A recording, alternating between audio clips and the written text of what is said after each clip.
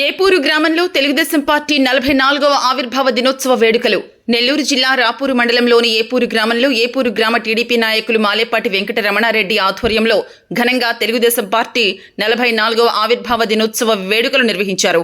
ఈ కార్యక్రమంలో ఏపూరు గ్రామ ఎంపీటీసీ ఐ రమణమ్మ, రేవూరు రత్నయ్య, కొప్పల చిరంజీవి, రేవూరు అంకయ్య తదితర టీడీపీ నాయకులు, కార్యకర్తలు, అభిమానులు అధిక సంఖ్యలో పాల్గొన్నారు.